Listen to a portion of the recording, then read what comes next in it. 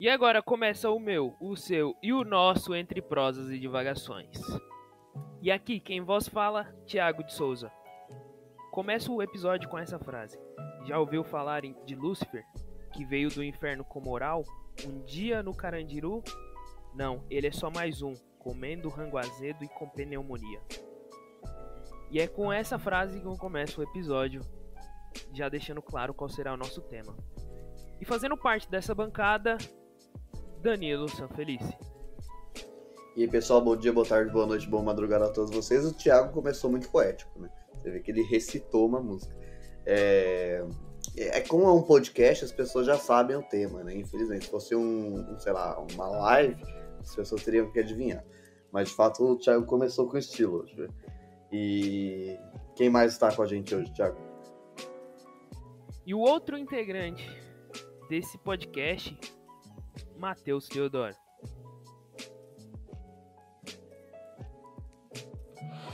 Olá, pessoas. Realmente, né? A gente teve uma coisa meio slam, né? Hoje, meio solto em uma poesia do nada. Toma aqui uma frase de efeito. Achei bem... O Globo está perdendo, inclusive, né? Esta apresentação. Por favor, né? Quem é Pedro Bial na fila do pão quando a gente tem o Thiago, né? Soltando frases bem soltas, dando dicas de temas. Olha aí, ó. Né? A gente entra aqui buscando história, recebemos o que? Enigmas logo de cara. Mas tudo bem, gente. E aí, todo mundo bem? Espero que todo mundo bem, né? Reta final de eleição, todo mundo meio doido. Mas é a vida, faz parte da vida. Ô, Thiago, e agora esse episódio é a formação fundadora do podcast, hein? Acho que é a fundadora do podcast. Então, pessoal, no episódio de hoje nós vamos trazer um tema que vai fazer aniversário, mas não é um aniversário feliz, né? Como o aniversário da sua avó, que é um aniversário feliz. É o aniversário de 30 anos do massacre do Carandiru, né?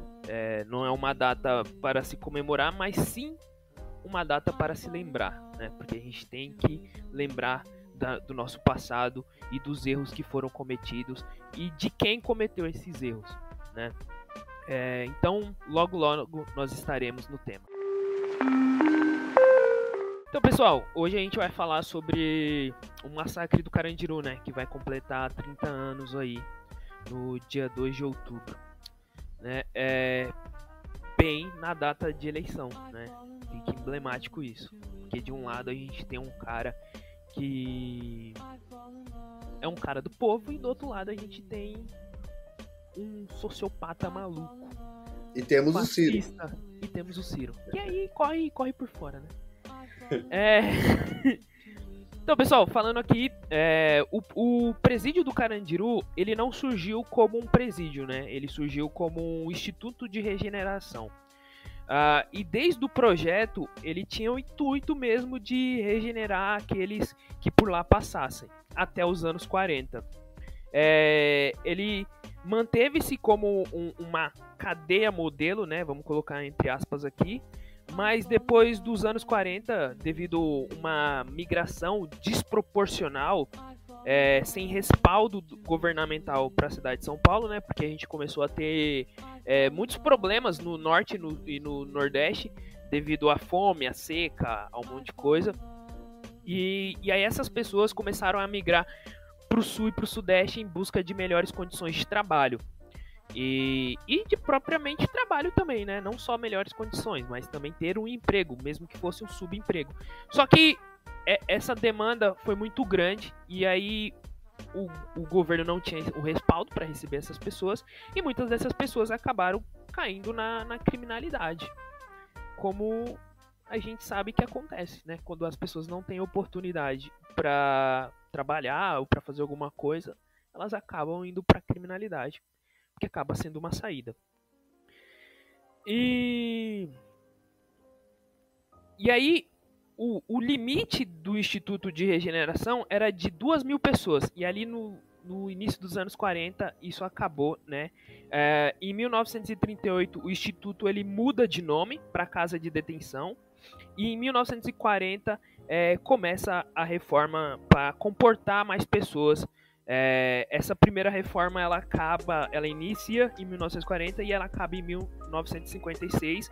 Mesmo assim, não foi suficiente, pois no mesmo ano foi determinado que o Carandiru iria receber detentos provisórios. O que eram detentos provisórios? Eram detentos que ainda estavam com o processo de julgamento caminhando. Então o cara ele ainda não era culpado, né, ou inocente, mas ele estava ali, né, na cadeia. Hoje nós temos muito disso, né? 30% da nossa população carcerária hoje nem passou pelo julgamento e está cumprindo pena. Então a gente nem sabe se o cara é culpado ou inocente. E o cara tá dentro da cadeia, perdendo a vida dele. E às vezes hoje em dia, né, claro, às vezes por muitos anos, né? Fica 5, 6 anos preso sem passar por esse processo. Sim, e daí, tipo, vamos supor que seja punido, punido com 5 anos que ele já cumpriu. Sim, isso mesmo. Aí com essa superlotação foi necessário construir mais presídios ao redor e assim criando um complexo, e esses prédios receberam nome de numerações, né, de pavilhões. Os primeiros pavilhões finalizados foram o 2, o 5 e o 8, e na década de 60 foi entregue o 4, o 7 e o 9 em 1992, que é o ano do fato. Todos os pavilhões abrigavam mais de 8 mil detentos. Cada pavilhão tinha um propósito. Danilo, você quer falar sobre a questão dos anos 60 em torno? Então, pessoal, eu achei bom a gente fazer uma pausa nessa questão estrutural do Carandiru e desenvolver uma questão sobre a violência, né? Porque a violência, ela não é uma só, né? Mesmo se a gente falar só de assassinato, por exemplo, tem vários tipos de assassinato, vários motivos e tal. E até, sei lá, até os anos 60, então, os anos 30, 40, 50, mais, como o Thiago disse, tinham crimes de roubo, por exemplo, especialmente em decorrência do aumento da desigualdade, que é algo, como o próprio Thiago disse, bem normal, né? Quanto mais desigual um país uma região mais assaltos e furtos terão. Normal. Agora, também há uma diferença muito importante em relação aos assassinatos, por exemplo. Nessa época, até os anos 60, a criminalidade, especialmente nesse caso de assassinatos, era passional, né? Não existia a questão como há hoje em dia de matar por conta de disputas entre grupos e tal. Não. Nesse momento eram assassinatos passionais, ou seja, tipo, sei lá, briga de bar, daí as pessoas ficam muito nervosas e uma mata a outra. Ou chega em casa, esposo traindo ou mulher traindo, fica muito nervoso e mata os dois traidores. Essas coisas passionais, que não tem um planejamento, não tem uma organização em grupo, é muito do momento ali de fúria, de raiva, e que aconteceu os assassinatos. Então, primeiro que o índice proporcional era muito menor do que hoje em dia, o que também é muito menor do que os anos 70, 80, 90, justamente porque depende do momento de cada um ali, não era algo premeditado. E segundo, é interessante, a partir disso é interessante observar. Então é interessante a gente notar como que os crimes de assassinato eram passionais, os números proporcionais são menores, e significa que ainda a desigualdade não tinha chegado a ponto de criar um crime que veio a se tornar muito comum depois, organizado, né? Porque esse momento de desenvolvimento de uma criminalidade cada vez mais organizada, ela se dá a partir da ditadura civil-militar dos anos 60. Que a ditadura, ela coloca em prática modelos de organização social muito baseadas e ordenadas até pelos Estados Unidos. E isso causa, óbvio, um desenvolvimento industrial, então um aquecimento econômico, tudo mais, toda aquela coisa do milagre econômico que a gente aprende na escola. Porém, a consequência disso o largo desenvolvimento da desigualdade no Brasil, por exemplo, com o arroxo salarial, né? Que era o momento que a ditadura fez, onde o trabalhador tinha que dobrar a jornada de trabalho, então de 8 às vezes para literalmente 15 horas, assim, para que esse trabalhador ganhasse o mesmo salário que ele ganhava antes, com 8 horas trabalhadas, ou seja, tinha que trabalhar muito mais, se esgotava muito mais para ganhar o mesmo salário. Isso, obviamente, aumentou muito a desigualdade. Então, a partir dos anos 60, especialmente com o caso do arroxo salarial, a desigualdade vai aumentando progressivamente de uma forma muito, muito, muito intensa. E a criminalidade, consequentemente, vai aumentando também de uma forma muito intensa. Somado a isso, como é uma ditadura militar, os grupos de repressão policiais, sejam eles oficiais, exército, polícia e tal, ou não, né, como os grupos de extermínio, ou os grupos paramilitares, eles fazem com que a própria violência do Estado aumente muito, né? Então, o número de assassinatos provocados pelo Estado, né, oficial ou não, aumenta e conta também com esse número de assassinatos anual cada vez mais progressivo. Até a gente chegar no fim da ditadura, nos anos 80 e anos 90, onde esse número está muito extrapolado, especialmente também a questão do tratamento desses presidiários, né? Então, isso desemboca em um problema muito grande, que a gente vai tratar melhor mais para frente, e que é também uma consequência direta do massacre do Carandiru. Mas isso eu não vou tocar muito agora, porque a gente vai falar mais adiante. Voltando à questão dos pavilhões, cada pavilhão tinha um propósito, né? Eu falei aqui. O pavilhão 2, era o da triagem, onde rolava as inspeções do preso, foto, guarda de pertences, corte de cabelo, e no máximo o detento ele ficava um mês nesse pavilhão, a não ser que ele tinha um motivo muito importante para não sair de lá, né? O pavilhão 4 seria a ala médica, né? Mas em 92 ele já não funcionava muito bem, e no térreo desse pavilhão ficavam os presos com tuberculose, e no segundo andar ficavam as pessoas com transtornos mentais, e também ficavam as pessoas com falta de mobilidade, né? Transtorno mental é aquilo que o Estado determinava que fosse transtorno mental, não necessariamente fosse o mesmo um transtorno mental, até porque não se tinha muito estudo para se determinar se a pessoa era ou não era,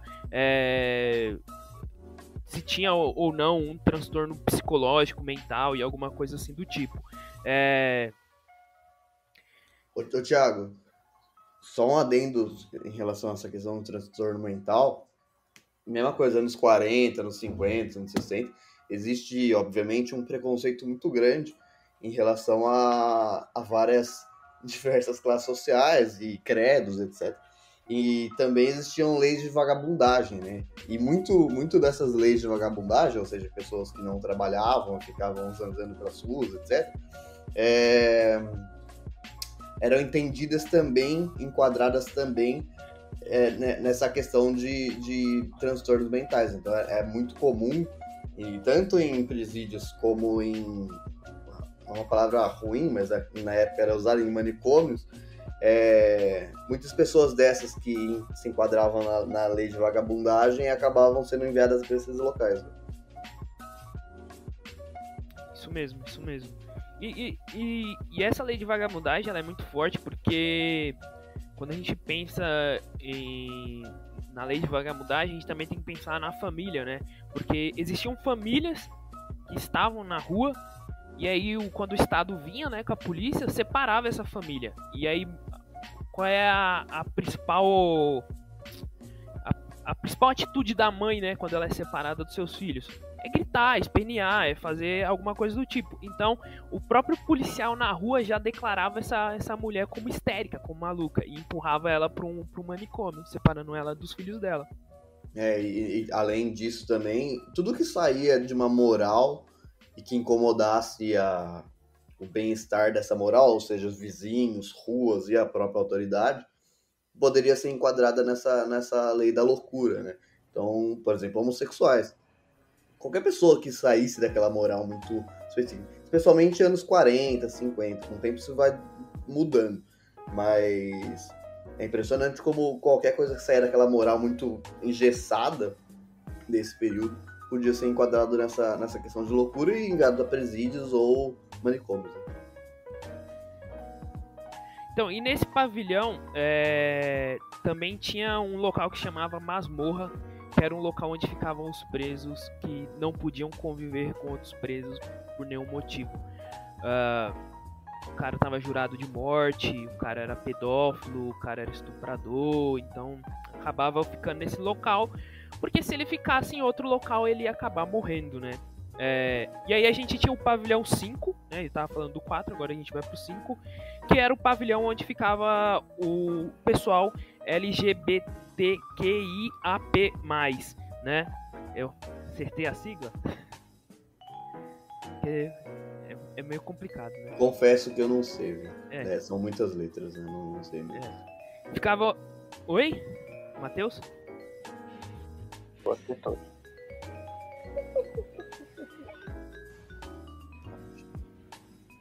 Então, aí ficava o público... Ah, obrigado. Ficava o público... Eu disse que acertou. Dessas minorias. E esse pavilhão, ele se chamava Rua das Flores, né? Não sei se é... Como eu posso falar? Não sei se é... Me fugiu a palavra agora. Se é degradante o termo, né? Rua das Flores, mas era assim que recebia o nome desse pavilhão. O quarto andar também ficavam, desse pavilhão, o quarto andar também ficavam pessoas que tinham sido expulsas de outros pavilhões, né? O cara arrumou uma treta e tal, e aí ele tinha que sair fora, porque senão podia acontecer algo pior. No terceiro andar ficavam os justiceiros e os estupradores. E no quinto andar ficava a Assembleia de Deus. Ficava um local onde alguns presos se convertiam ao cristianismo, né? Lá, né? Aceitavam Jesus e ficavam nesse lugar, né? Perto da Assembleia ficava também um local que se chamava o Amarelo.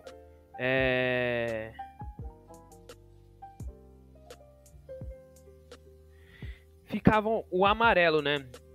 Que recebia esse nome porque eram pessoas que estavam juradas de morte e como lá as pessoas não podiam nem sair para tomar banho de sol, eles ficavam com uma tonalidade mais amarelada da pele, né? E ali se propagava muitas doenças, né? Assim como diz o Drauzio Varela no documentário Deus e o Diabo Acima da Muralha. Eu recomendo muito esse documentário, é muito bom, né? No pavilhão 6 ficavam as cozinhas e as solitárias, né?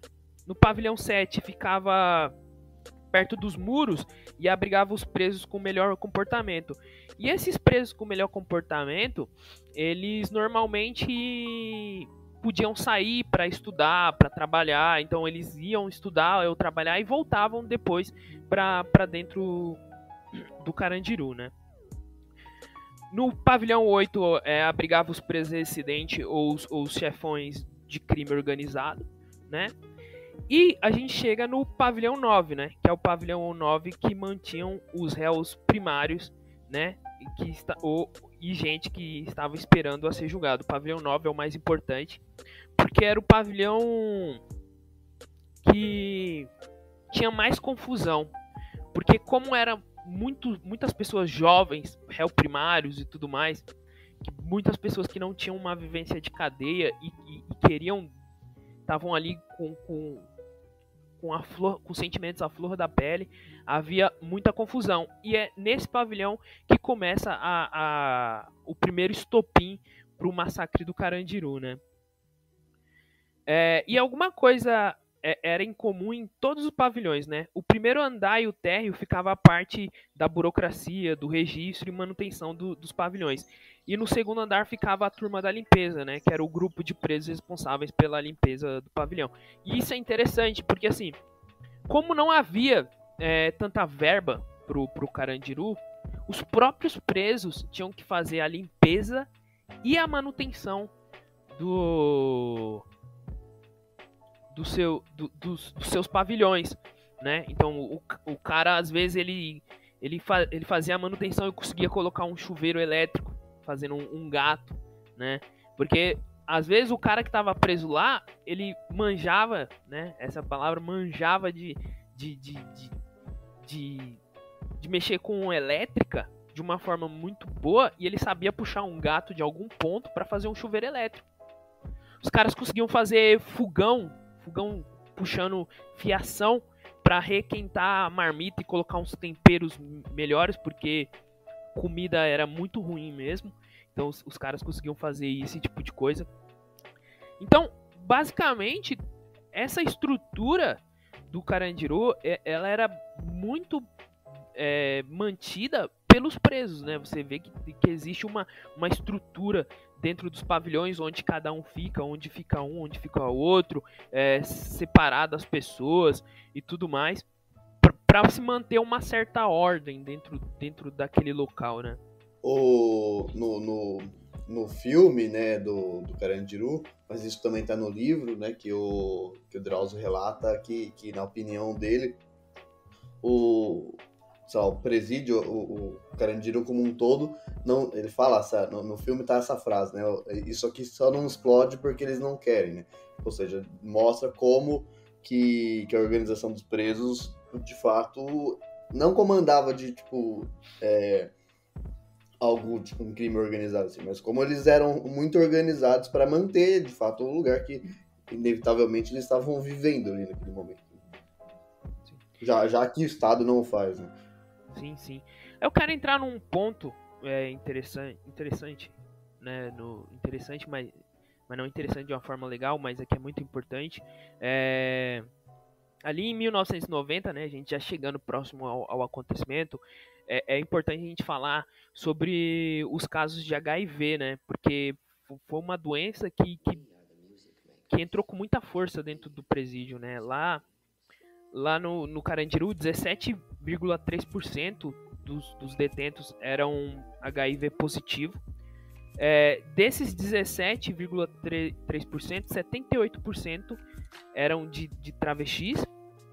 E a contaminação dessa doença, por muitas vezes, era, em sua grande maioria, era gerada por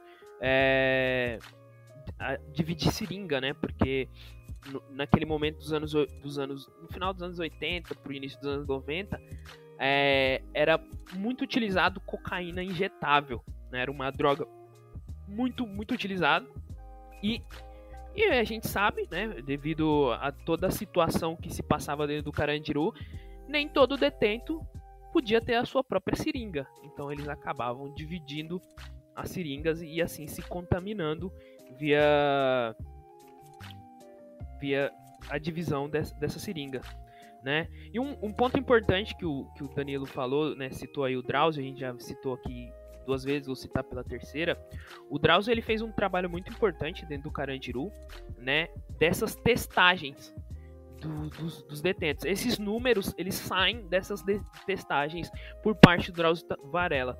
E ele recebia ajuda dos detentos para fazer essas testagens. Tanto que quem fazia a testagem do soro, né, de coletar sangue, eram os próprios detentos. Eram 3 detentos que eram usuários de cocaína injetável. E segundo o Drauzio, esses caras conseguiam achar uma veia boa de uma forma magnífica, melhor do que um cara formado em enfermagem. O interessante disso é que mostra como que assim, é o desenvolvimento de um trabalho de um cara, né, do Drauzio.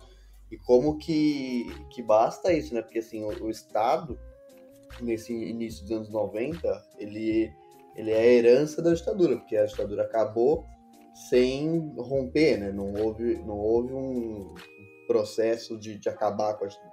Então o Estado ele ainda funcionava de uma forma meio, ou bastante, da lógica da ditadura, que é meio que largar as coisas públicas e tudo mais. Então, como o Thiago falou, tem esse estudo, né, esses números, a coleta de dados muito intensa, muito importante, que o Drauzio fez, né? Um médico. Imagine se fosse o Estado fazendo, né? Tipo, o Estado como um todo fazendo estudo sobre isso, aplicando formas de diminuir o contágio e tudo mais, combater aquilo. Então você vê como a vontade de uma pessoa já faz a diferença, né? E não só a vontade, né? Acho que o Estado, ele se organiza por conta das violências que nós entendemos como violências estruturais, opressões estruturais, né? Ele se organiza justamente com a intenção de fazer com que alguns tipos de pessoas, né, dentro da sociedade se mantenham nesse lugar de marginalização e tal. E uma coisa que teve também na questão do Drauzio é que ele compreendeu uma vulnerabilidade que não era apenas do sistema carcerário, mas também das pessoas que compunham aquele sistema carcerário, né? Quem são essas pessoas que estão ali dentro desse sistema? São pessoas que são apenas marginalizadas e violentadas dentro daquele sistema, ou elas também são pessoas que são marginalizadas e oprimidas fora desse sistema, que é o sistema carcerário, né? É bom a gente lembrar que o Danilo estava falando isso perfeitamente, né? Você tem um aumento de criminalidade que vai aí pegando até os anos 90, mas quando a ditadura civil-militar acaba, né? Quando o regime civil-militar acaba, os policiais, esse aparato, essa instituição militar, ela é uma instituição que ela é violenta e estava acostumada a fazer uma violência sistemática amparada pela máquina do Estado, né? Então, nessa de estar amparado pela máquina do Estado, eles criaram modo operantes de fazer essas violências acontecerem. Então, o que acontece ali dos anos 90 também, que é esse contexto do Carandiru, é que dentro do presídio você tem essa opressão, você tem esse tipo de organização onde os presos eles têm que se reorganizarem, e do lado de fora você tem uma polícia militar que também é muito violenta. Você tem um aumento, por exemplo, a gente estava falando aqui de uma série que saiu hoje lá no Globoplay, e a gente estava falando, citando o Caco Barcelos. O Caco Barcelos investigava isso muito bem nos anos 90, né? A questão dos grupos de extermínio, por exemplo, que era uma coisa que estava acontecendo aqui fora, que é muita herança desse final de ditadura. Você tem uma polícia militar que mata, e está acostumado, né? Você tem um sistema de policiamento militar que está acostumado a matar, cometer vários tipos de violências com o aparato desse Estado. A ditadura, ela cai, então essa polícia, mesmo tendo um respaldo, ela fica muito mais vulnerável à mídia, né, que agora não é mais censurada, não é mais controlada, e fica muito mais perceptível essa questão da violência fora. Então esses grupos de extermínios estão tão bem organizados do lado de fora. Então é um contexto que o Drauzio Varela traz ali, né, que não é só caótico dentro do sistema penitenciário, mas fora do sistema penitenciário. Porque a lógica que oprime as pessoas dentro do sistema penitenciário é uma lógica que está envolvida em toda a sociedade. É uma lógica de opressão de Estado que ainda está funcionando do lado de fora. Então, essa questão do Carandiru também ser esse barril de pólvora que a qualquer momento pode explodir, era uma questão de uma percepção que o Drauzio Varela tinha muito sensível mesmo a como a sociedade estava. E, para encerrar essa minha fala rápida, breve, tem uma coisa que as pessoas falam muito, que eu odeio, né, que é essa questão de... A direita usa isso muito como retórica, né? Quando a gente vai falar de presídio, quando a gente vai falar de opressão, de Estado, e esses problemas todos, eles dizem que a gente defende vítimas da sociedade, né? Não, porque são as vítimas da sociedade. Eu, sinceramente, não acredito em vítimas da sociedade. Eu nem sei de onde que tiram, né, essa retórica maluca. Por quê? Porque essa ideia de vítima pressupõe um vilão e um mocinho. Então a gente antagoniza coisas. E a criminalidade, a opressão, a violência, ela não se resume a vilões e mocinhos. Ela é muito mais complexa e complicada do que isso, né? Se fosse fácil assim, essa ideia cristã de bem contra o mal, tava ótimo, mas não é. Então eu acredito em produto da sociedade. A gente tem produtos, somos produtos e produtores de tudo que a gente faz e de tudo que a gente tem que conviver nessa sociedade. Seja a violência, seja os avanços, são todos, né, produtos de como a gente se organiza. E o Carandiru é isso, era um produto de uma sociedade extremamente violenta, com um Estado que oprimia, que empurrava pessoas para essa zona de marginalização. E nessa de vítima, de vilão e mocinho, era também uma questão de violência justificada ou justificável para o sistema. Porque é isso, se tá preso, se tá no Carandiru, se tá vivendo aquela zona toda, aquele caos todo, é porque mereceu estar ali, né? E os grupos de extermínio aqui fora matando. Então, assim, era um caos que realmente não era só um barril de pólvora prestes a explodir, né? Você tinha um sistema que a qualquer momento ia acontecer alguma coisa péssima, assim, uma coisa monstruosa, que foi, né, o que acabou acontecendo posteriormente. Então, pessoal, tem uma questão que o Matheus falou, que é muito importante, muito importante, que é esse antagonismo, né, do bem contra o mal e tal. E isso foi muito desenvolvido e criado pela ditadura, né? Então, a lógica que o Matheus falou, ela se desenvolveu com uma força muito intensa, porque a ditadura, durante o processo civil-militar, a ditadura civil-militar, ela criou uma polícia militar estruturada de uma maneira que perseguiam inimigos.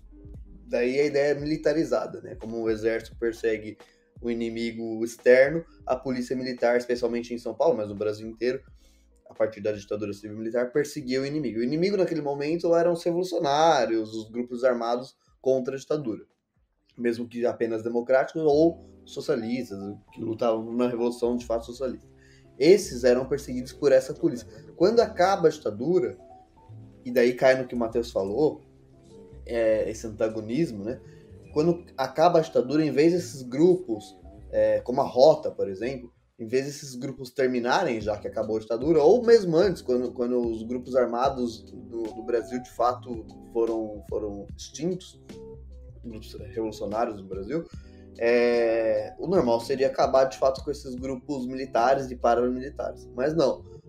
O governo neoliberal pós-ditadura continuou com isso, só que daí mudou o alvo, né? O alvo que antes eram os revolucionários, depois passou a ser basicamente os moradores das periferias do Brasil, especialmente de São Paulo e do Rio, né? Que era entendido pelos governos neoliberais como possíveis bandidos, né? Como é até hoje, né, de fato. Então, a ditadura criou esse antagonismo, mas quem manteve e quem aprofundou de uma maneira muito bizarra, né? Porque antes tinha um grupo muito claro, que era um grupo que se dedicava a acabar com a ditadura, através da violência armada, né? Esses governos neoliberais posteriores à ditadura colocaram toda a periferia como inimigo, né? Como possível inimigo. Então... Meu Deus. Então, o que acontece, eu falei meu Deus porque os cachorros resolveram latir. Peço desculpas.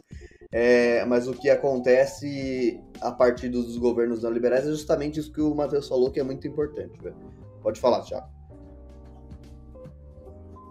Não, então. Então, já que o Thiago não tem mais nada para falar desse bloco, eu vou só terminar esse bloco com uma outra questão que eu acho importante, que eu me lembro muito bem que eu estudei isso na graduação, tenho absoluta certeza que o Thiago também, que é algo obrigatório na graduação de História, que é o pensamento de Michel Foucault em relação aos presídios, em relação daí à estrutura arquitetônica dos presídios e a implicação política disso.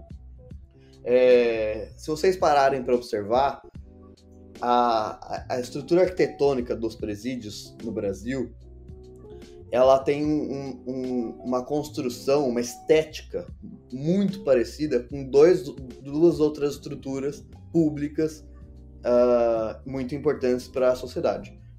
E isso é a coisa política muito bizarra. Então, os presídios esteticamente se parecem muito, arquitetonicamente também se parecem muito com hospitais, escolas, obviamente sempre públicas. As privadas mudam, evidentemente, porque é muito importante mudar. Então, o que isso significa politicamente? Que para o Estado, o povo, né, a população não detentora da renda, da produção econômica e tal, para o Estado, o povo basicamente serve para isso, né? Ele serve para estudar de uma forma pífia, né? Uma forma mínima. Quando necessário, ir para um hospital também que tem a mesma estrutura e a mesma aparência daquela escola que não traz bons sentimentos, né?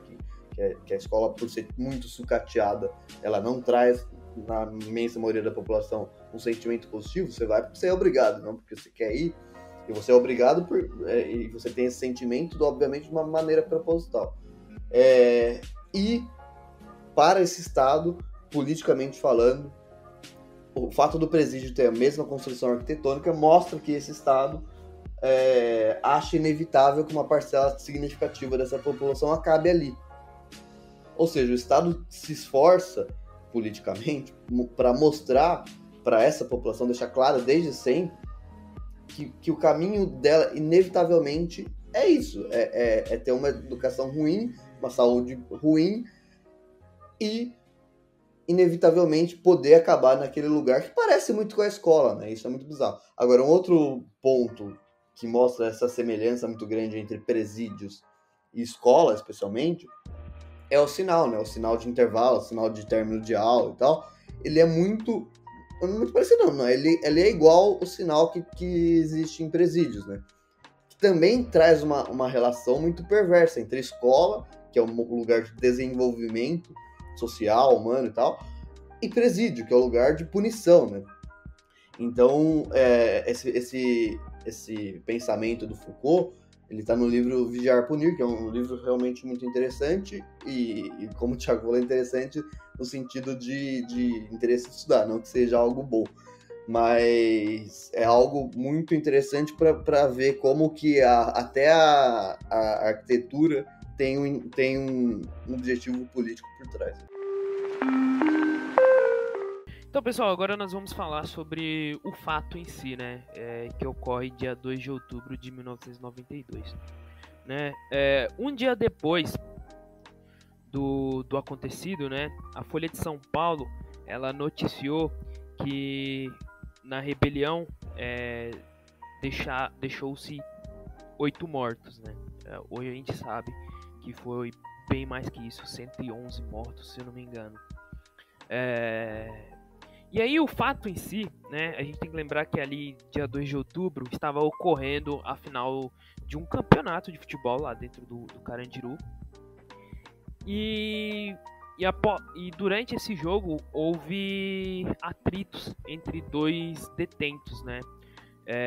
Muito se fala do ocorrido, né? Alguns falam que foi briga por questão de maconha, uns falam que é por questão de dívida, mas o que a gente sabe mesmo é que os dois detentos, eles eram de facções rivais, né?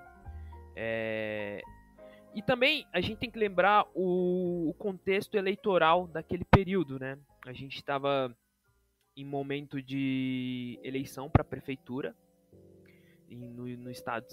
na cidade de São Paulo. E a prefeita naquele momento era a Luísa Erundina. E o PT tinha lançado um novo candidato para concorrer às eleições. E o PSDB também. O governador do estado de São Paulo era o Fleury, que era do PSDB. E junto com esses dois candidatos, do PT e o do PSDB, tinha o Paulo Maluf concorrendo. O Fleury, ele apoiava o do PSDB, que isso é muito claro, porque fazia parte do seu partido, e o Paulo Maluf também. Então, o que eles não queriam era que o candidato do PT ganhasse. Então, não podia ocorrer nada muito fora do normal até o período das eleições. E a rebelião que venha a ocorrer dentro do Carandiru era algo fora do normal, que eles temiam tanto, né? E nisso a gente sabe o que ocorre. A polícia entra lá dentro e faz o que fez, né? E é muito claro, né, que a tomada de decisão para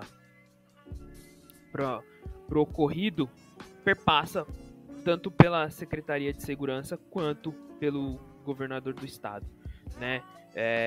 Na música Diário de um Detento, o Mano Brown, ele tem uma frase,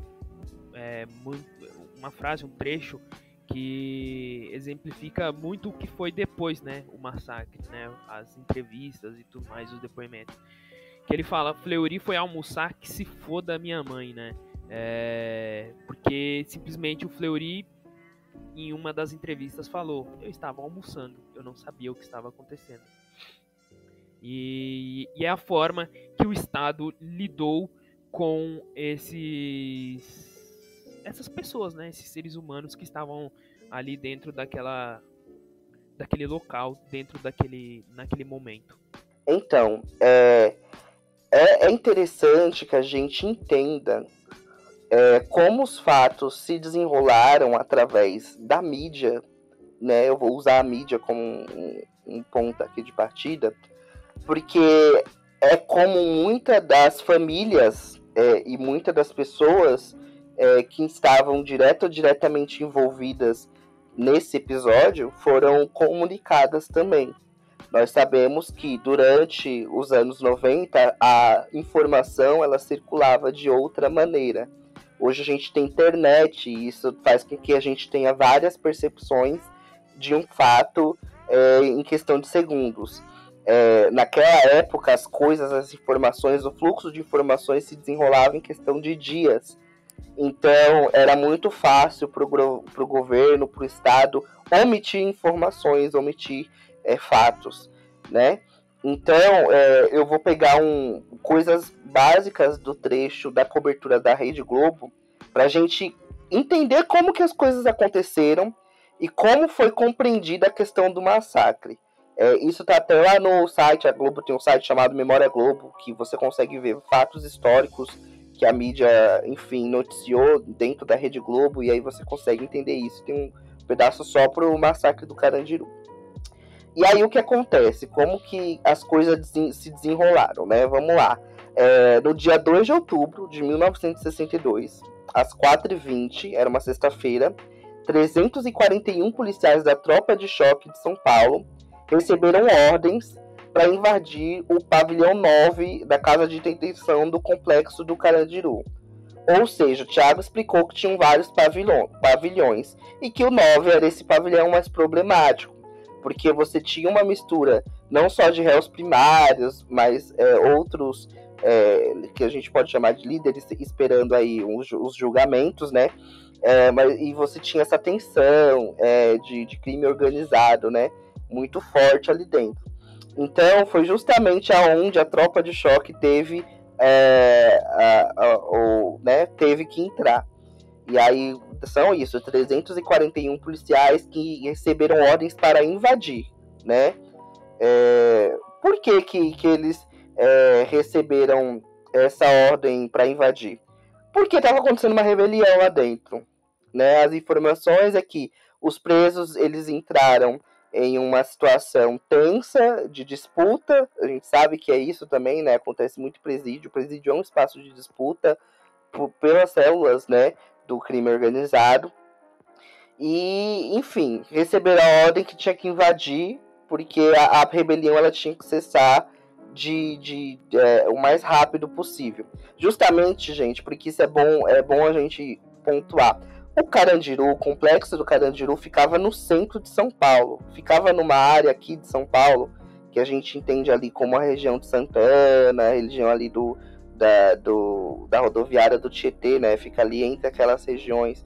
Então era um presídio que estava dentro da cidade. Ele estava muito dentro do nosso espaço urbano, né? Então qualquer coisa violenta que ultrapassasse o muro geraria para o Estado, né? Essa é a percepção do Estado, um problema muito grande, assim, principalmente problemas políticos, né? Pô, o governador não controla o presídio, deixa a população à mercê da criminalidade, a gente sabe, aquela lógica dos anos 90. Enfim, o que aconteceu? Os soldados, eles tinham que conter a rebelião, e 20 minutos após a invasão, a PM saiu do lugar, né? A PM abandonou completamente o lugar. E aí o que acontece? Quais foram as informações que chegaram na mídia naquele dia, né? Que na ação, mais de 100 presos, eles tinham sido mortos, né? Isso aí é o que circulava, mas não tinha nenhum tipo de confirmação, né? Não tinha nada vamos bater o martelo, são esses os mortos, foi isso que aconteceu, não. O que ficou sabendo é que muitos presos tinham sido mortos, a rebelião tinha sido a rebelião tinha sido cessada, pronto, o Estado venceu, legal, uhul. No dia 3 de outubro, o Jornal Nacional ele exibiu uma reportagem com as imagens do motim, né? E aí tem aquelas imagens famosas dos presos, né? Correndo nos telhados dos pavilhões, os parentes, as mães principalmente do lado de fora, sem saber o que estava acontecendo, desesperadas, né? Os presos do pavilhão 9 tinham queimado colchões, tinham tacado fogo nas celas. A tropa de choque, né? Isso eram imagens do dia 2 chegando no dia 3 na televisão, né?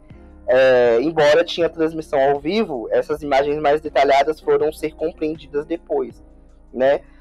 Vai mostrar, né? A reportagem vai mostrar a tropa de choque secando o Carandiru, os policiais entrando com cão, com bomba e arma pesada dentro do presídio, né? Então, ou seja, a organização da tropa de choque não foi negociar, né? Que é o que a gente vê hoje, mais ou menos, nesses protocolos, quando acontece uma rebelião, né? A polícia vai lá e chega lá na porta do presídio e vai negociar. Não, a polícia chegou com tropa de choque, bomba, cão, farejador, com tudo que era possível, justamente para invadir, né? Eles não estavam a fim de negociar. E aí, o que acontece? Esses detalhes da tragédia, eles só seriam divulgados não no dia 2, não no dia 3, muito depois, né? Enquanto o balanço oficial da Secretaria de Segurança Pública contabilizava 111 mortos, 35 feridos e 3.500 tiros disparados, né, tendo 540 acertados alvos, eles omitiram, além de omitir esses números, eles também omitiram o fato de que todos os mortos envolvidos nessa rebelião eram detentos, né? Ou seja, é aquela coisa de que, enquanto eles estavam falando que eles entraram no presídio para não sei o que, a rebelião, a gente tentou parar a rebelião, nós tivemos tantos mortos, eles deixavam soltos quem eram os mortos, o que tinha acontecido de fato. Então a mídia, ela teve que se organizar para tentar entender isso. E aí é que entra o Caco Barcelos, que a gente estava falando um pouquinho, porque ele já estava investigando essa questão do modo operante dos grupos de extermínios, né, paramilitares. No dia 4 de outubro, que era um domingo, o Fantástico ele noticiou a abertura de 2 inquéritos. Um era da Polícia Civil, outro da Polícia Militar, além de uma sindicância interna da Casa de Detenção para investigar esse excesso de violência que aconteceu durante a invasão. Eles já tinham a compreensão de que teve um excesso de violência, né? E aí o Caco Barcelos, ele foi lá dentro do presídio depois do massacre.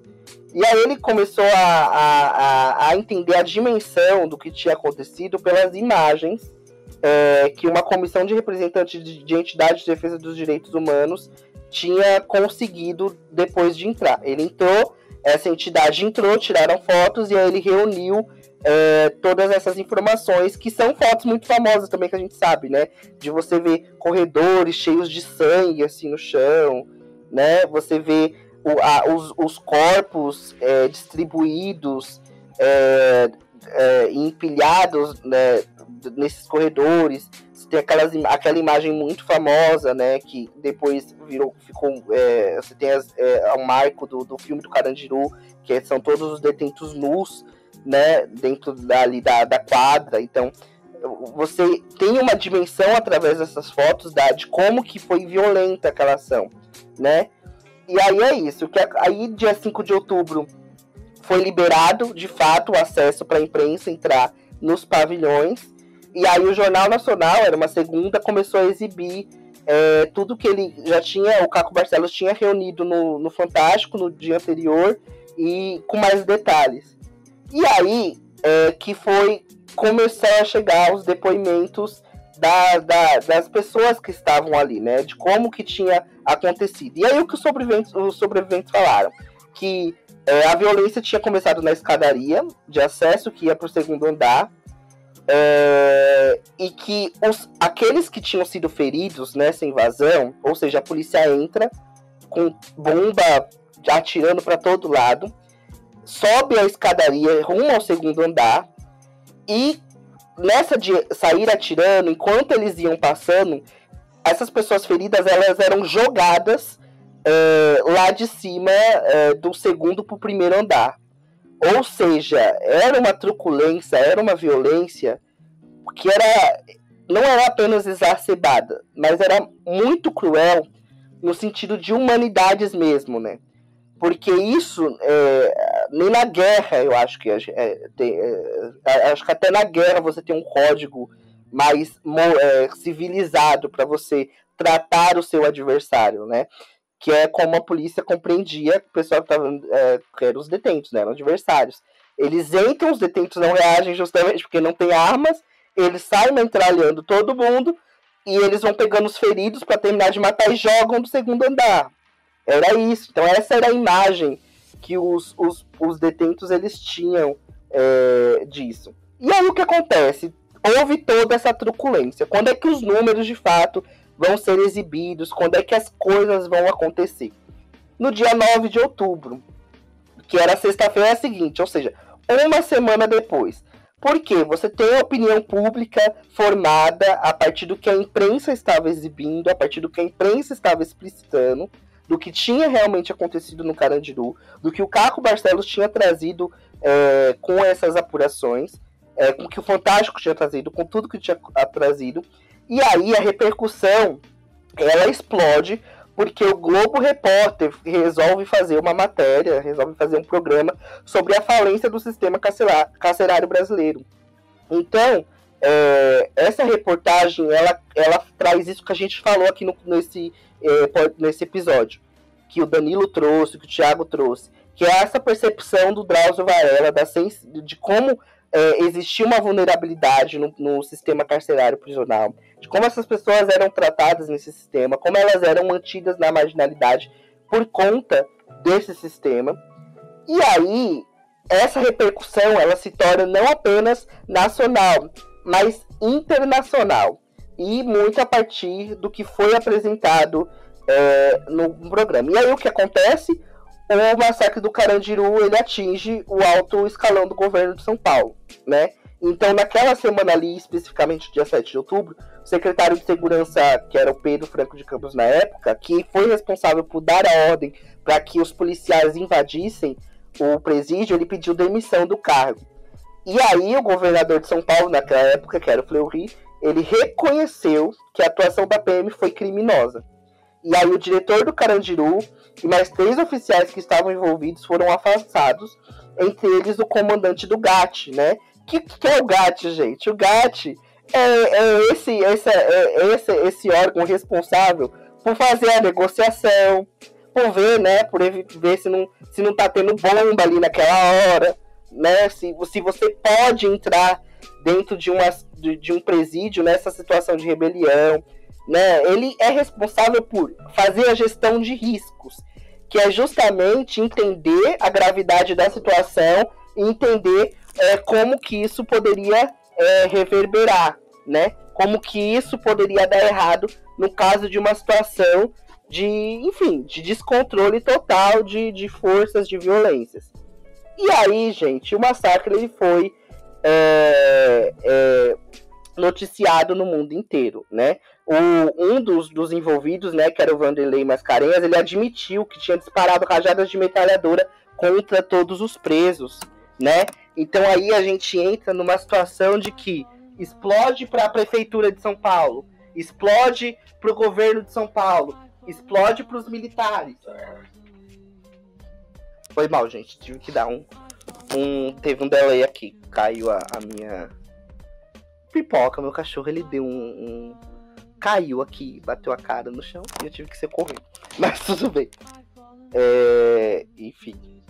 O que acontece, né? Você explode toda essa violência, você explode tudo isso que aconteceu no estado de São Paulo. E essas imagens, elas começam a reverberar lá fora. E aí, para vocês terem uma ideia de como a situação foi muito complicada, nos Estados Unidos, centenas de emissoras de TV exibiram as imagens da rebelião. E aí os jornais estadunidenses e europeus começaram a usar palavras para mostrar como que tinha sido uma tragédia, né? Eles usaram palavras como massacre sangrento, atrocidade. E aí o Brasil foi, enfim, denunciado à Comissão Interamericana de Direitos Humanos da Organização de Estados Americanos, né, a OAE, que é a maior organização, o maior organismo, né, de monitoramento em respeito aos direitos humanos no nosso continente, né.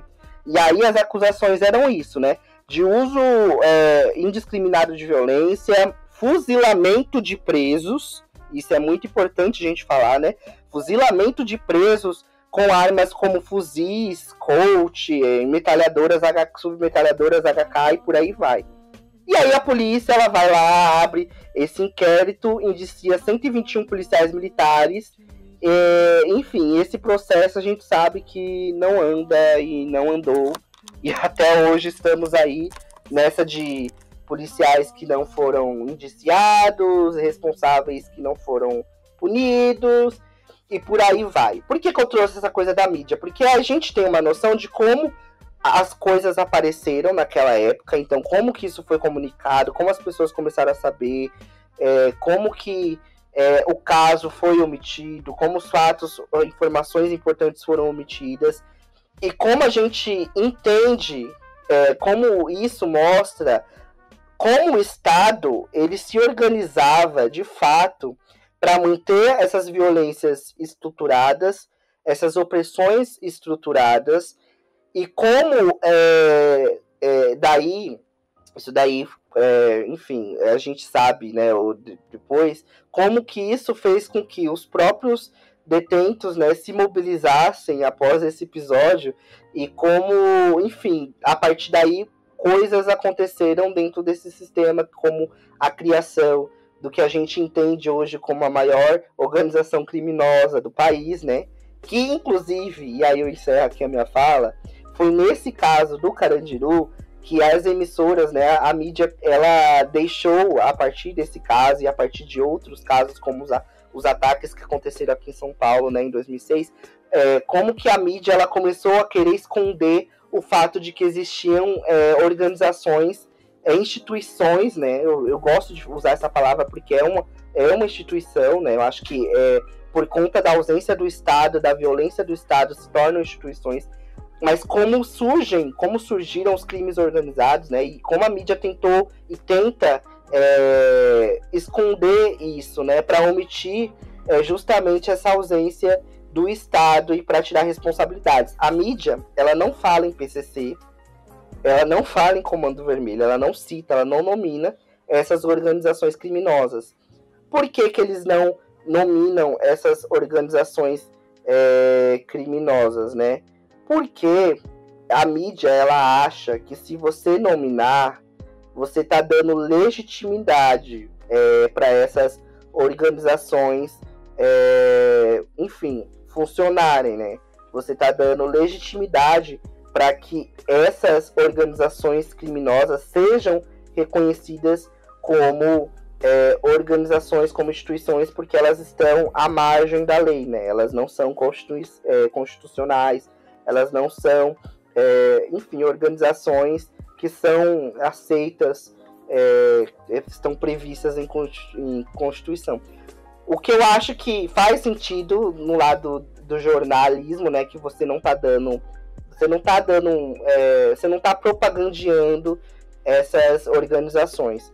Mas, ao mesmo tempo, é sim uma maneira de você não mostrar para as pessoas que o crime ele é organizado por um motivo, né? Esse nome crime organizado ele existe justamente por um motivo, porque você tem uma ausência de Estado, você tem uma sociedade que é violenta e não aceita, não assume que é violenta, porque é essa sociedade que ao mesmo tempo recrimina, né, que está ali apontando para o crime organizado, que está ali botando o dedo no crime organizado, era a mesma que nos anos 90 apoiava os esquadrões de extermínio da polícia militar, né, porque achava que bandido bom era bandido morto.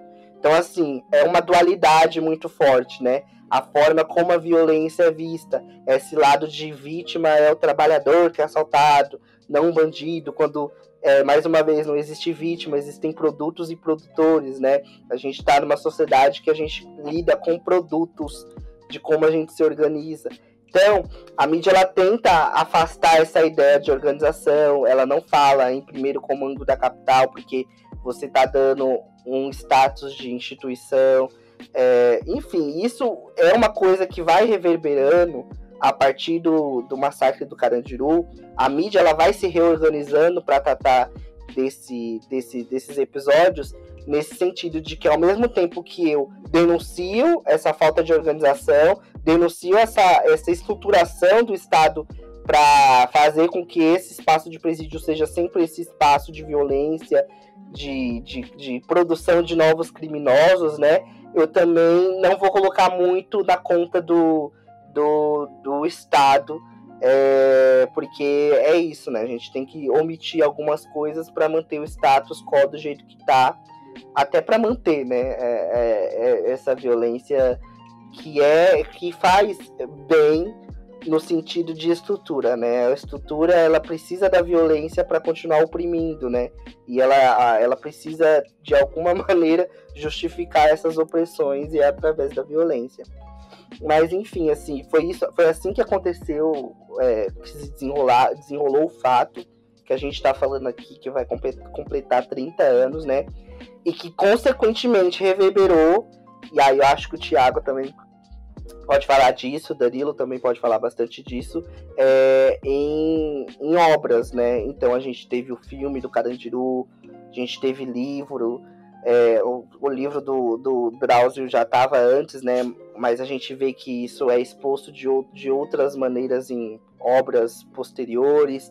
A gente teve a música do Racionais, que é muito conhecida, né? Que é o Diário de um Detento, né? Que, inclusive, numa entrevista pro João Gordo, o Mano Brown falava que os detentos, porque o João Gordo perguntou assim pra ele, pô, os caras devem gostar dessa música lá dentro, né, do Diário de um Detento, porque conta a rotina dos detentos, né, e o final da música, pra quem nunca ouviu, né, você tem ali uma apóstoma, enfim, uma mensagem sobre o que aconteceu no dia 2 de outubro, né? Inclusive a música se passa ali nesse contexto, né?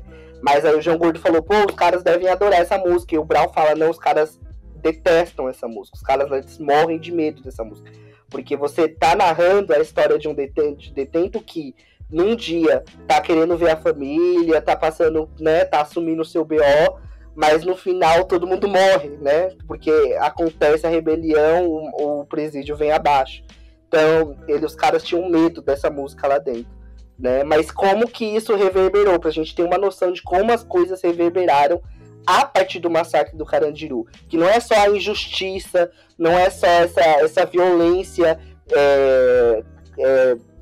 canalizada, né, dentro do presídio, mas também a percepção de que tudo foi impactado na sociedade a partir desse episódio, né? Seja a organização criminosa elevando o seu status, seja o Estado enfim, que derrubou depois, né, o Carandiru para tentar apagar esse passado horroroso.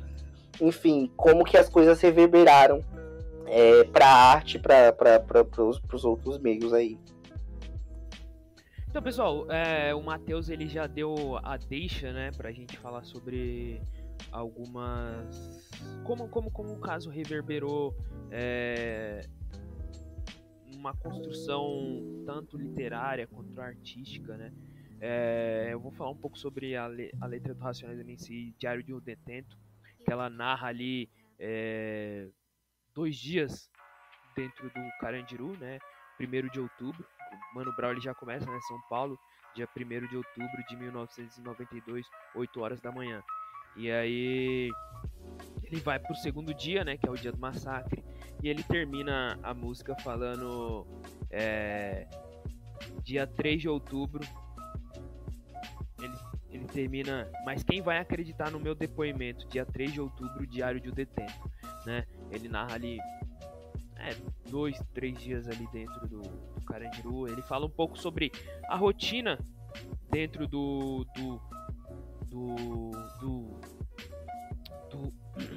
presídio, né? Ele vai falando um pouco das pessoas que estão lá dentro daquele presídio, né? Ele perpassa por muitas pessoas, né? E em nenhum momento dentro da música ele trata as pessoas que estão lá dentro, né, cumprindo pena, como vítimas, né, que nem a direita põe, né, são vítimas da sociedade, a gente tem que passar a mão na cabeça. Né, o Mano Brown, em vários momentos da música, ele dá uma cutucada, tipo um puxão de orelha, né? Quando ele fala, no início do episódio que eu falei, né? Já ouviu falar de Lúcifer, que veio do inferno com moral, um dia no Carandiru? Não, ele é só mais um, comendo arrangazedo com pneumonia. Pô, o cara, nesse trecho dessa música, ele utiliza uma das figuras mais importantes dentro da cultura do cristianismo, né, o antagonista de Deus, para falar que dentro do Carandiru ele só é mais um número pro Estado, ligado? Ele não é nada, ele não é nada. E nesse trecho, antes dessa parte do Lúcifer, ele meio que dá um puxão de orelha, né? Ele fala: aí, moleque, me diz então, você quer o quê? A vaga tá lá esperando você. Pega todos os seus artigos importados, seu currículo no crime limpa o rabo. A vida bandida é sem futuro. Sua cara fica branca desse lado do muro. Ele deixa muito claro que não existe glamour dentro do Carandiru. Você vier pra cá, você vai se fuder. E essa é a palavra mesmo. Você vai se fuder. E ele continua, né? Ladrão sangue bom tem moral na quebrada, mas pro Estado é só mais um número e mais nada. 9 pavilhões, 7.000 homens que custam R$300 por mês cada.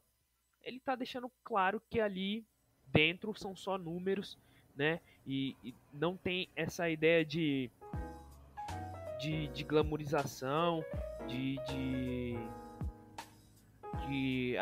ser bandido é legal. Não, no final das contas vai todo mundo pegar HIV na boca do cachorro, como diz o Mano Brown no fim da música, né? E ele vai falando isso, né, sobre a rotina lá dentro, mas ao mesmo tempo ele mostra a visão de quem tá fora, né? Ele fala, ratatatá, mais um metrô vai passar. Pra quem não sabe, onde era o Carandiru hoje é o Parque da Juventude, né? E lá passa uma estação passa uma linha de metrô, né? A linha azul, né? E aí ele fala, ratatatá, mas o metrô vai passar, com gente de bem, apressada, católica, lendo jornal, satisfeita, hipócrita, com raiva por dentro a caminho do centro, olhando pra cá é curioso, é lógico, não é um zoológico. Então ele vai falando da visão que as pessoas têm de fora pra dentro, né? De quem que tá lá dentro, né? Quem são essas pessoas que estão lá dentro? Como que as pessoas de fora veem essas pessoas que estão lá dentro? E é isso, cara. A música, ela narra muito bem, né? A rotina ali dentro. Em nenhum momento ela romantiza o que é a vida dentro da cadeia. E eu acho que é uma música que, assim, é um documento histórico muito forte, né? Até porque o grupo Racionais MC teve a ajuda de um detento para escrever essa música. E eu acho que ela deixa muito clara o que é a vida dentro de um presídio aqui no Brasil. E retrata, né, um caso muito trágico da nossa história, né, que já é cheio de várias tragédias. Então eu vou falar de produções culturais, tá? Eu vou falar do que eu sempre falo, que são os livros, né?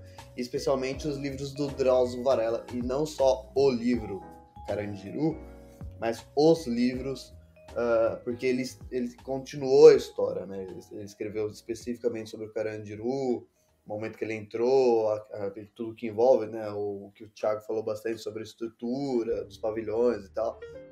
O Drauzio falou de tudo isso, falou também da questão da epidemia de AIDS e das drogas, tudo mais, falou de tudo isso. E do próprio massacre, evidentemente. Mas ele também foi além, né? Então, primeiro ele falou disso, e depois ele escreveu o segundo livro, que os atores principais, digamos assim, o foco do livro, eram os carcereiros, né? Que também é uma outra parte da história importante, porque também são, assim como os detentos, também são pessoas da mesma classe social e que também sofrem de uma maneira diferente, mas também sofrem uma opressão do Estado, né? Então, aquele trabalho ganhando muito pouco e tudo mais, também é consequência de uma lógica perversa do Estado, né? E daí o Drauzio Varela também se desenvolve muito nesse livro em relação a eles, trazendo a vida deles como centro da análise, muito interessante também. E por fim, o Drauzio também escreve daí um terceiro livro, que sai do Carandiru em si, mas a temática ainda são os presídios, que chama Prisioneiras, que daí ele se atém à análise de presídios femininos, né, onde ele trabalhou, e é algo muito parecido com a análise dele feita no Carandiru. Então analisa primeiro as questões estruturais, conta a história do presídio em si e tal, e depois vai para uma análise social e depois individual, né, conta alguns relatos, algumas histórias, e também são os 3 livros, na minha opinião, são produções de história social muito interessantes, assim. Porque ele mesmo não sendo um cientista social ou um historiador, ele oferece uma análise muito, muito profunda, que dá para desenvolver várias coisas a partir disso, como desenvolveu filme e tudo mais, séries, seriados, né? Então, acho que esses 3 livros do Drauzio trazem uma bagagem uma bagagem histórica, uma bagagem cultural muito rica, assim, né? Então, eu acho que são livros muito bons e são livros muito bem escritos, é muito fácil ler os livros. Ele te envolve de uma maneira muito, muito tranquila, assim, você devora o livro em pouco tempo. Não porque você é um exímio leitor ou não, porque a leitura é muito, além de ser interessante o tema, ele escreve de uma forma muito atraente, né? Então, esses 3 livros eu acho que são obrigatórios para todo mundo, não só para conhecer a história em si, como pelo prazer de ler, né? São livros muito, muito bons, de fato, né? Então, esse é o meu enfoque. Então, pessoal, agora nós iniciamos as dicas culturais. Eu vou iniciar elas. Tenho 2 dicas, né? São 2 séries. Uma ela ainda está ocorrendo, né? A gente está no 4º episódio dela. Ela sai um episódio semanalmente toda sexta-feira, que é Senhor dos Anéis, Os Anéis do Poder. Sou muito fã de Senhor dos Anéis, gosto muito. E uma série que até esse 4º episódio ela remonta muito bem o universo do Senhor dos Anéis. Ela se passa anteriormente, muito anteriormente dos filmes, né? Os anéis eles ainda nem existem, né? eles vão ser forjados ainda. Então é uma série que ela vai falar do surgimento dos anéis e daquele mal maior que nós temos nos filmes, né, na trilogia inicial. A outra série que eu quero indicar, essa já terminou, é uma minissérie de 8 episódios, que é a minissérie que fala sobre a vida do Mike Tyson, né? O pugilista mais novo a ganhar o cinturão de campeão do mundo dos pesos pesados. É uma série ali de 8 episódios que vai falando sobre a carreira dele, né? Como ele consegue entrar no box, a participação de algumas pessoas na vida dele, alguns casos muito importantes dentro da vida dele. E eu gostei muito da série. E o nome da série é Mike, além de Tyson, tá no Star Plus. E Senhor dos Anéis, Anéis do Poder, está na plataforma da Prime Video da Amazon. Essas são as minhas indicações. Então, eu tenho 2 indicações culturais, ambas na Globoplay. Globoplay é um streaming difícil de falar, né? O pessoal da Globo deu uma vacilada, porque é um trava-línguas, pelo menos pra mim eu tenho uma dificuldade de falar Globoplay. A primeira indicação é o seriado Sob Pressão, que fala sobre... Na verdade são 3, eu lembrei de uma outra agora. A primeira é Sob Pressão, que fala sobre... É tipo Grey's Anatomy, só que brasileiro. E daí, como é brasileiro, é um sistema público de saúde, né? O SUS. E daí mostra todas as dificuldades dos médicos, enfermeiros, etc., trabalharem no sistema público, as dificuldades de repassar de verbas, todos os problemas que envolvem o sistema público. E é com uma atriz que eu gosto muito, que é a Marjorie Este Ano. O segundo seriado também, né, na Globoplay, é Segunda Chamada, que é basicamente muito parecido com Sob Pressão, só que retrata o sistema público de educação, né? Especialmente o EJA. Muito interessante também, especialmente para mim, que sou um historiador, já trabalhei em escola pública e tudo mais. O Thiago, imagino também, que não sei se ele já viu a série, mas imagino que ele iria gostar. Então fica a dica cultural para o Thiago também, que ele tá falando que não assistiu ainda. E a última dica cultural, também na Globoplay, é um seriado que ainda não começou, mas que me parece muito interessante, que é o que o próprio Matheus citou em uma das falas dele, que é o Rota 66, né, baseado no livro do Caco Barcelos. O livro é sensacional, um dos melhores livros, eu acho que o melhor livro jornalístico que eu li na minha vida. E suponho, já que eu gostei tanto do livro, eu imagino que eu vou gostar bastante do seriado também. A Globo costuma produzir bons seriados também. E o ator principal, que interpreta o Caco, é um ator que eu gosto muito também, que é o Humberto Carrão, né?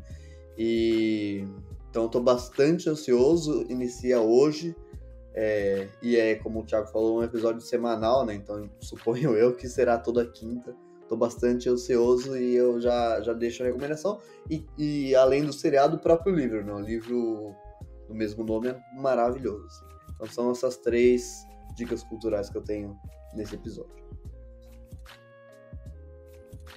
Bom, a minha dica é uma só. E, enfim, eu tenho coisas que eu pontuaria num documentário, coisas que eu pontuaria nesse documentário, mas eu acho que, se tratando do assunto que a gente trouxe aqui hoje, é um desenrolar interessante, enfim, de como o crime organizado se organizou, né? Chega a esse status de organizado, e qual que é a real, enfim, qual que é o real embate dele, né? E como que o Estado... Por que o Estado teme tanto ao crime organizado? Que é o São Paulo sob ataque da Discovery Channel, que documenta, né, os ataques e os bastidores dos ataques que aconteceram em 2006. Teve até um filme que saiu, né, que foi baseado nesses ataques, que foi o Salvo Geral, né, que tem a Andréa Beltrão, que é maravilhosa, assim, Pra mim, como atriz, sempre fez filmes ótimos nessa pegada, né? Teve o Salve Geral, teve o Verônica, né? Que ela é uma professora que foge com um aluno que teve os pais assassinados pelo crime organizado. Então, assim, é uma atriz fenomenal.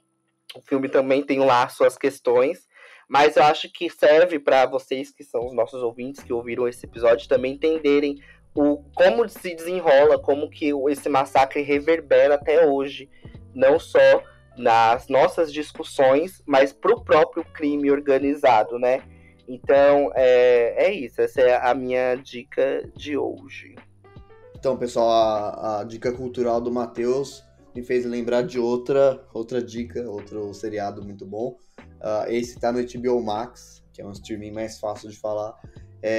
Chama PCC, Poder Secreto. O PCC é um grupo organizado, um grupo de crime organizado, consequência direta do massacre do Carandiru, né? E ali nesse seriado, excelente seriado, acho que são 6 episódios, cada um com um pouco mais de 1 hora. Um seriado realmente muito bom que mostra as várias partes do PCC, né? Quando ele foi criado ali em 92 e o seu desenvolvimento, a sua ideologia inicial e tal, e como isso vai mudando. E é muito possível entender também de capitalismo, né? Como o próprio capitalismo vai mudando a própria prática do PCC até chegar ao que é hoje em dia. Então é um seriado muito, muito bom. E inclusive tem várias entrevistas com ex-integrantes do PCC e tal.